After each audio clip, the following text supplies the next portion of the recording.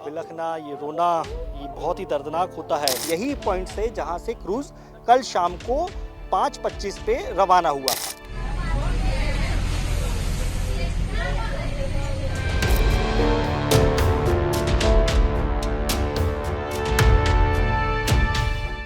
वहाँ पर जो है अभी गोताखोरों की टीम जारी है। डेथ हुई है जिसकी बॉडी निकली है, उसका नाम उस लिस्ट में नहीं था। ये दुखद घटना और भी है क्योंकि जो 2 शव निकले हैं वो माँ बेटी के शव हैं। कोलैप्स होने की वजह से वो ऐसे उल्टा हुआ है, तो बॉडियाँ ऊपर की तरफ आई है, तो अंदर घुस के फिर ऊपर की तरफ जाना पड़ रहा है। अगर येलो अलर्ट जारी किया था मौसम विभाग ने और मौसम विभाग ने कह दिया था कि आज बहुत तेज हवाएं चलेंगी, तो ये हो सकता था। अब जो गलती हुई वो गलती ये थी कि कल मध्य प्रदेश में मौसम विभाग ने येलो अलर्ट जारी किया है। जांच भी करेंगे, जो भी दोषी होंगे उनके खिलाफ कार्रवाई। तो वो लहरों में ऐसे लग रहा था कि ये भी चले जाएंगे। देखेंगे कि यहाँ पर किस तरीके से गाड़ियों का काफिला यहाँ पर खड़ा हुआ है, तमाम एम्बुलेंस जो है, क्रेन है। और ये शव देखकर किसे अच्छा लगेगा।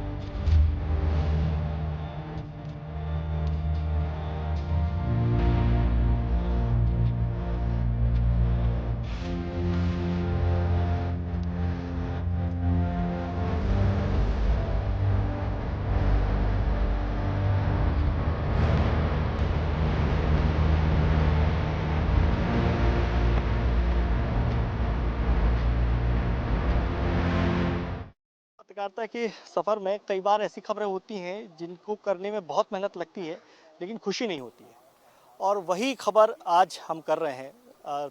12 घंटे से ज़्यादा वक्त हो चुका है। कल शाम को तकरीबन 5:30 बजे हादसा हुआ था। पूरी रात हमने देखा, और हम अकेले नहीं बल्कि यहाँ पर वो हर जिम्मेदार व्यक्ति यहाँ पर जागा है जिसके कंधों पर ये जिम्मेदारी थी या उसने अपनी जिम्मेदारी को समझा।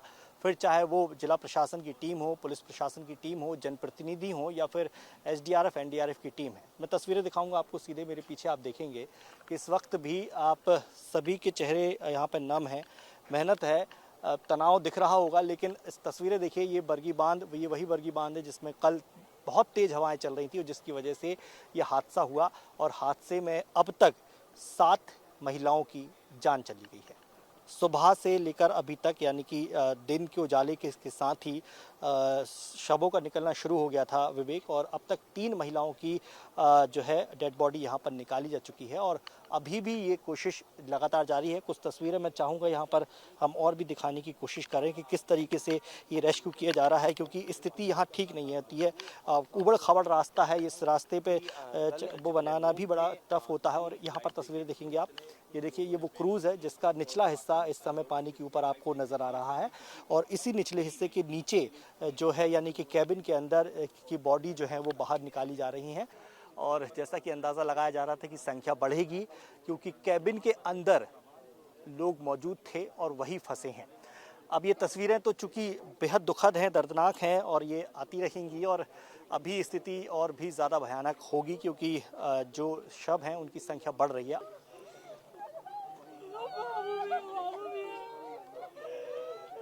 देखिए, जो तस्वीरें हम नहीं चाहते हैं दिखाना, वो तस्वीरें हमको दिखानी पड़ रही हैं विवेक। ये देखिए, वो परिजन हैं जो पिछले सुबह 3 घंटे से इंतज़ार कर रहे थे और इस उम्मीद में यहाँ पर बैठे थे कि वो नज़ारा ना देखना पड़े जिसका वो इंतज़ार कर रहे हैं। लेकिन जो बॉडी 8वीं बॉडी में आपको यहाँ पर बता रहा था, ये संभवतः उनके ही परिजन की है, उनके ही घर के परिवार के सदस्य की है, क्योंकि ये बिलखना, ये रोना, ये बहुत ही दर्दनाक होता है। इसकी रिपोर्टिंग करना भी उससे ज़्यादा दर्दनाक होता है। जिस तरह से आप देख रहे हैं कि एक माँ है, एक बेटी है,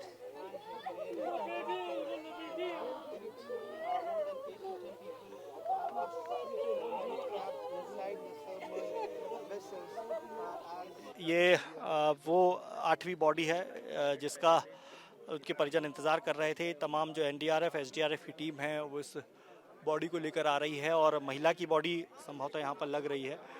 और जैसा कि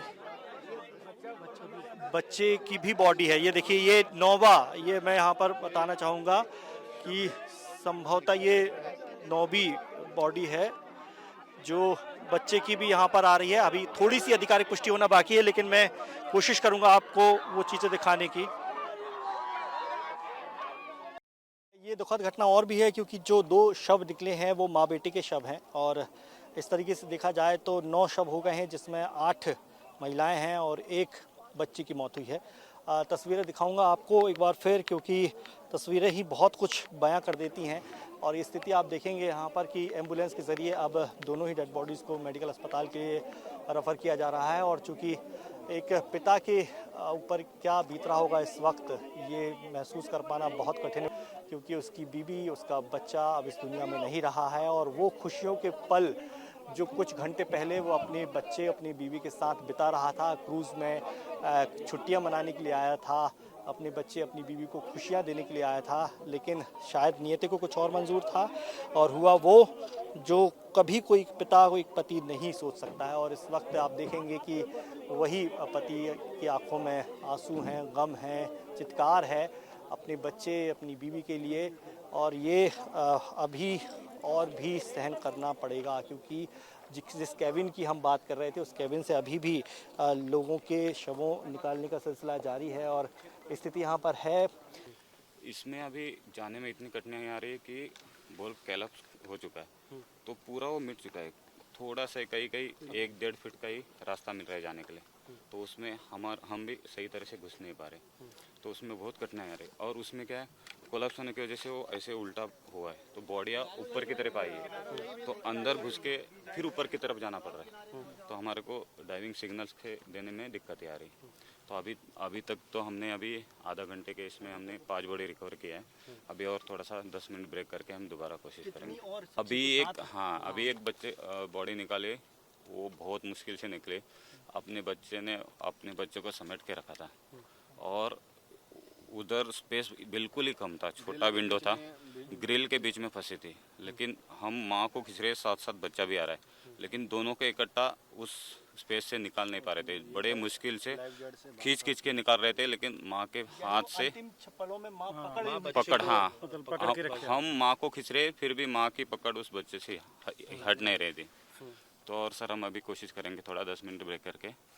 पीडब्ल्यूडी मंत्री राकेश सिंह जी यहाँ पर है। मैं देख रहा हूँ कि घटना के बाद से ही वो लगातार इस घटनाक्रम में निगरानी बनाए रखे हुए हैं और लगातार यहाँ पर मौजूद हैं। सर, बेहद दुखद, हर मिनट में हम देख रहे हैं कि यहाँ पर एक शव बाहर आ रहा है। किस तरीके से? स्वाभाविक है कि सभी को दुख है और ये शव देखकर किसे अच्छा लगेगा, लेकिन ये प्रक्रिया भी पूरी होना ज़रूरी है कि क्रूज़ या तो सीधा हो या फिर अंतिम रूप से ये तय हो सके कि अंदर अभी कुछ लोग हैं या नहीं हैं। उसकी स्पष्टता के लिए ही सेना के कोऑर्डिनेशन से एनडीआरएफ की टीम लगी हुई है। थोड़ी देर में इसकी स्पष्टता हो जाएगी, ऐसा लगता है। बिल्कुल, देखिए दुखदायी पहलू है, लेकिन शहर की स्थिति है। हमारे साथ एमपीडी के अधिकारी मौजूद हैं, मध्य प्रदेश टूरिज्म बोर्ड, जिनके अंतर्गत ये क्रूज़ आता है, ये वाटर एक्टिविटी आती है। सर, निश्चित तौर पर बहुत दुखद हादसा है और बरगी बांध के इतिहास में मैं कहूँगा कि शायद सबसे बड़ा हादसा अब तक है, जब से ये चल रहा। 20 साल हो गए मुझे देखते हुए यहाँ पे। किस तरह की स्थिति, हम क्रूज के बारे में समझना चाहेंगे आपसे, क्योंकि आपके अंडर में। एक्चुअली में क्या, इस तरह के हादसे कभी होते नहीं हैं। बताना चाहूँगा कि कल 5:25 पे हमारा क्रूज़ यहाँ से गया था। लगभग 35 सीटें थी उसमें, सब कुछ अच्छा था। 6 बजे के आसपास एकदम से चक्रवात तूफान सा आया। जैसी लहरें इतनी तेज़ हो गई, तुरंत हम लोगों द्वारा क्रूज के आसपास, क्रूज डूबने लगा, दिख रहा था, मतलब सामने से क्रूज डूब रहा है। तुरंत हमने हमारी जितनी भी एक्टिविटीज़ जो दूसरी होती हैं, स्पीड बोट, मिनी क्रूज़ हमने भेजा, तो मिनी क्रूज़ भी पहुंच गया, लेकिन हम उसको क्रूज़ को फॉलो नहीं कर पा रहे थे। क्रूज के पास जैसे ही हम जा रहे थे तो वो लहरों में ऐसे लग रहा था कि ये भी चले जाएंगे, लेकिन चांस की बात है, थोड़ी देर बाद जितने लोग, कम से कम 24 लोगों को तो कल ही बचा लिया गया था। कल 4 लोगों की एक दुखद भरी खबर थी कि 4 लोगों की डेथ कल हो चुकी थी। और कल से ही मध्य प्रदेश पर्यटन का स्टाफ पूरा और प्रशासन पूरा लगा हुआ है। आज मॉर्निंग में भी एनडीआरएफ की टीम ने 3 डेथ बॉडी अभी निकाली हैं और अभी भी चल ही रहा है। बहुत ही दुखद घटना है, बहुत बड़ा हादसा है और जैसे ही इसकी जानकारी मिली हमारे मध्य प्रदेश सरकार के हमारे वरिष्ठ मंत्री आदरणीय राकेश सिंह जी, सांसद हमारे आशीष जी और सभी जनप्रतिनिधि, विधायक, सभी लोग यहाँ पर तत्काल मौके पर पहुँच गए और प्रशासन भी, कलेक्टर, एसपी, कमिश्नर, रेस्क्यू करने वाले सारे लोग मुझे लगता है कि पूरी तत्परता के साथ में यहाँ पर लगे हुए हैं और ईश्वर की पूरी कृपा है कि कम से कम 28 लोग उसमें से निकल गए, 9 लोगों की उसमें डेथ हुई है और बाकी लोग उसमें से मुझे लगता है कि अभी कोशिश जारी है और हमारे मुख्यमंत्री जी ने भी इस पर पूरी तरह से गंभीरता से इसको लिया है और सब लोग मुझे लगता है कि लगे हैं और कोशिश जारी है। सर जांच होगी सर अभी मुझे पता है कि पर्यटन मंत्री जी ने अभी एक तो इसके जो संचालन पर पूरी तरह से रोक लगा दी है, क्रूज और बोट्स पे पूरी तरह से, और जांच के निर्देश उनने जारी किए हैं। तो निश्चित रूप से जांच अपनी जगह होती रहेगी, लेकिन सबसे पहला काम यह है कि अभी जो लोग निकल गए उनका उपचार हो जाए और जो शेष उसमें रहे हैं उनको निकाला जाए। हमारे सबकी चिंता यह है, निश्चित रूप से जो लोग दिवंगत हुए हैं उनकी आत्मा को ईश्वर से हम प्रार्थना करेंगे, शांति मिले और जो परिवार को जो कष्ट हो रहा है उसको दुख सहन करने की शक्ति भगवान दे। हम सब लोग उनके संवेदना व्यक्त करने के लिए हम सब लोग सर एनजीटी के आदेश के बावजूद भी सर कैमरे की तरफ देख लीजिए। अब ये सब जांच का विषय है। मुझे लगता है कि उनने जांच के निर्देश जारी कर दिए, जांच होगी, जो भी दोषी होंगे उनके खिलाफ कार्रवाई होगी। सर जो लोग मौजूद थे उनका साफ कहना है कि लाइफ जैकेट है किसी को नहीं पहनाई गई थी, और क्या ये सारा विषय जांच का है। निश्चित रूप से जो भी जांच होगी उसमें सब सामने आएगा। तो यहाँ पर जगदीश देवड़ा जी को आप सुन रहे थे कि किस तरीके से वो यहाँ पर घटनास्थल पर आए और पूरी रात से ये जो कार्रवाई चल रही थी उसका यहाँ पर उन्होंने निरीक्षण किया। स्थिति यहाँ पर आप साफ तौर पर यहाँ पर देख सकते हैं कि अभी भी जो है एक बार फिर यहाँ से आप देखेंगे किस तरीके से ये जो तार है वो यहाँ पर पड़े हुए हैं और अभी भी वो टूटे जो हैं उन्हें बाहर निकालने की यहाँ पर कोशिश की जा रही है। मौसमी चक्रवात के कारण से दुर्घटना घटी है। कल ही हमने हमारे पर्यटन मंत्री धर्मेंद्र लोधी, माननीय मंत्री राकेश सिंह जी, हमारे एससीएस संजय दुबे जी, एडीजी और तमाम अधिकारियों के साथ आर्मी, एनडीआरएफ, एसडीआरएफ सारी टीमों को लगाया। उस घटना में लगभग 29 लोग बचाए गए, जो मुझे अभी तक जानकारी मिली। हमारा रेस्क्यू अभी चल रहा है। मैं उम्मीद करूंगा कि ऐसे हादसे की एक तो हम जांच भी करेंगे, लेकिन अब बाकी बातें चूंकि हमने उस पर अपनी जांच बिठा दी है, जांच का हम इंतजार भी करेंगे। उम्मीद करूंगा कि इस हादसे से टूरिज्म डिपार्टमेंट अपनी जांच करते हुए भविष्य में कभी ऐसी घटना न घटे। फिलहाल जो जनप्रतिनिधि थे वो धीरे धीरे अब यहाँ से रवाना हो गए हैं। अधिकारी थे, आला अधिकारी वो यहाँ पर ज़रूर बचे हैं, लेकिन जो रेस्क्यू टीम थी वो यहाँ पर अभी मौजूद है। आप देखेंगे कि जो आर्मी की टीम है गोताखोरों की वो यहाँ पर मौजूद है। विशाखापट्टनम से भी एक टीम आई थी, वो भी यहाँ पर मौजूद है। पुलिस के तमाम आला अधिकारी यहाँ पर मौजूद हैं और इसके साथ साथ मैं तस्वीरें ऊपर की दिखाऊंगा आपको किस तरीके से मीडियाकर्मी भी काफ़ी संख्या में यहाँ पर आ चुके हैं, वो भी यहाँ पर तैनात है क्योंकि सभी की ड्यूटी है। और इस समय आप देखेंगे कि सबकी निगाहें बस इस पर टिकी हुई कि कैसे भी करके ये रेस्क्यू जो है पूरी तरीके से खत्म किया जाए। हमारे साथ मध्य प्रदेश टूरिज्म बोर्ड के मेंबर मौजूद हैं, उनसे बात कर लेंगे। सर, दुखद घटना है और चूंकि रेस्क्यू ऑपरेशन अभी भी जारी है और हमने जैसा देखा सूची में 31 लोग सवार थे, थोड़ी सी कुछ जानकारी दे पाएंगे अभी क्या स्थिति बनी हुई है? देखिए, अभी चूंकि संख्या 28 लोग निकले हैं जो अभी पुष्टि हुई है, और जिसमें से 9 मृत, जिसमें से कल 4 डेड बॉडी मिली थी और 5 आज अभी तक मिली है। तो ये अभी रेस्क्यू ऑपरेशन जारी, कैसे निकालने की तैयारी की जा रही है? ये इसमें एनडीआरएफ, एसडीआरएफ एवं सेना के जो सिपाही हैं, जो अधिकारी हैं वो भी मौजूद हैं और इसमें पूरा जिला प्रशासन सहयोग कर रहा है और सतत ये कल रात्रि से ही रेस्क्यू चल रहा है और अब जारी है, क्योंकि चुनौती ये है कि जो फंसे हुए हैं उन्हें यहाँ पर सुरक्षित बाहर निकाला जाए। कुछ तस्वीरें और दिखाऊंगा, यहाँ पर कोशिश करूंगा आपको दिखाने की कि किस तरीके से यहाँ पर लोग पब्लिक जमा। देखिए, एक तस्वीरें दिखाऊंगा मैं आपको। ये जो पहाड़ी है आप देखेंगे, छोटा सा पहाड़ी है, इसके ऊपर आप देखेंगे तो बहुत पब्लिक बैठी है। ये ग्रामीण क्षेत्र के लोग हैं, जो आसपास के लोग हैं, वो जो केवल ये देखने आए कि कैसे रेस्क्यू ऑपरेशन चल रहा है। ये तस्वीर दिखाऊंगी। तस्वीर दिखाने का मकसद ये है कि आप देखेंगे इसकी डेप्थ, इस बरगी बांध की डेप्थ देखेंगे कि कितना बड़ा है, कितना विशाल है। आप देखेंगे, ये देखिए वो पब्लिक चारों तरफ, ये देखिए इस तरफ दिखाइए, कैमरा पर्सन हमारे दिखाएंगे, ये देखिए पहाड़ी के ऊपर लोग बैठे, वो वहाँ से दूर से देख रहे हैं क्योंकि आम पब्लिक को यहाँ पर आने की इजाज़त नहीं दी जा रही। लेकिन इसके साथ साथ आप देखेंगे कि यहाँ पर किस तरीके से गाड़ियों का काफिला यहाँ पर खड़ा हुआ है। तमाम एम्बुलेंस जो है, क्रेन है, कैसे वो क्रेन खड़ी हुई है क्योंकि अगर वो जो रास्ता, जिस रास्ते को यहाँ पर जेसीबी के द्वारा बनाया जा रहा है, अगर वो रास्ता बन जाता है तो उसी रास्ते के ज़रिए ये जो क्रेन खड़ी हुई है, इस क्रेन के ज़रिए फिर उस क्रूज़ को बाहर निकाला जाएगा और फिर आगे की प्रोसेस की जाएगी। लेकिन यहाँ पर आप देखेंगे कि जो पुलिस का दल बल है वो यहाँ पर मौजूद है, एम्बुलेंस यहाँ पर मौजूद है, जो इंटेक का प्रोजेक्ट चल रहा है वो यहाँ पर आप देखेंगे कि इसका काम चल रहा है। लेकिन अब जैसे जैसे मौसम थोड़ा सा साफ़ हो रहा है, मैं यहाँ पर डेप्थ और दिखाऊंगा आपको। ये देखिए, थोड़ा सा वाइड एंगल करके बताइए, हमारे कैमरा पर्सन दिखाएंगे आपको कि कितना बड़ा, ये देखिए यहाँ पर पूरा ये आप विशाल एक जल देखेंगे। और चूंकि ये जब अभी तो बारिश के मौसम में जब ये भरता है पूरा, तो जिस जगह हम खड़े हुए हैं ये भी डूब क्षेत्र में आ जाता है, यानी कि डूब जाता है पूरी तरीके से। तो ये स्थिति यहाँ पर अभी हम देख रहे हैं और ये इसलिए मैं तस्वीर आपको बड़ी करके दिखा रहा हूँ कि वो देखिए अभी भी क्रूज़ आपको नज़र आएगा। वहाँ पर जेसीबी का काम चल रहा है, बड़ी संख्या में यहाँ पर पुलिस बल तैनात है, पुलिसकर्मी तैनात है, अधिकारी तैनात हैं, जो स्वास्थ्य विभाग की टीम है वो यहाँ पर तैनात है। 31 की जो सूची बताई जा रही है एमपीटी के द्वारा, उससे बढ़ेगी क्योंकि 5 साल तक के बच्चों की टिकट नहीं लगती है। जैसे कि आज जो सुबह एक महिला के साथ जिस बच्चे की डेथ हुई है, जिसकी बॉडी निकली है, उसका नाम उस लिस्ट में नहीं था क्योंकि 5 साल से नीचे की टिकट लगी नहीं। इसलिए ऐसी उम्मीद है कि ये जो अभी जो 3 से 4 शवों की निकलने की जो बात कही जा रही है, उसमें शायद वो बच्चे होंगे जिनकी टिकट नहीं लगी, क्योंकि वो जो आंकड़ा, ये वही आंकड़ा है जो रजिस्टर में दर्ज हुआ था, जिनकी ऑनलाइन टिकट दी गई थी। अब ऐसी स्थितियों में अभी भी जैसे हम देख रहे हैं कि रेस्क्यू ऑपरेशन जारी है और ये देख सकते हैं, अभी एक बार खुद फिर तस्वीर थोड़ा सा अपडेट करूंगा, थोड़ा सा दिखाइए यहाँ पर कि जो क्रूज़ है उसको फिर बाहर निकालने की कोशिश की जा रही है।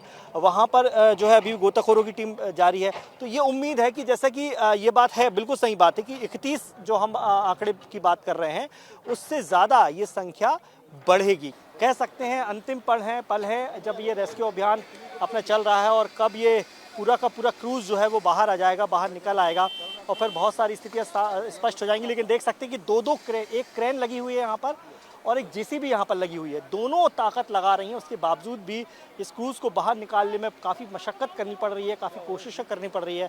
और ये भी स्थिति सामान्य बिल्कुल भी नहीं है क्योंकि फिर तार टूट सकता है, फिर प्रयास जारी रहेंगे। तो चारों तरफ आप देखेंगे कि गोताखोरों की टीम वहाँ पर तैनात है, ये प्रयास कर रही है कि अब तार ना टूटे, अब कोशिश हो जाए कि बाहर निकल आए। अभी सबकी नज़र केवल इस बात पर टिकी हुई है कि कैसे भी करके वो क्रूज़ पानी से बाहर आ जाए। ये जो पॉइंट इस समय देख रहे हैं, ये स्टार्टिंग पॉइंट है, यहाँ से वाटर एक्टिविटी शुरू होती है, यानी कि यही पॉइंट से जहाँ से क्रूज़ कल शाम को 5:25 पे रवाना हुआ था।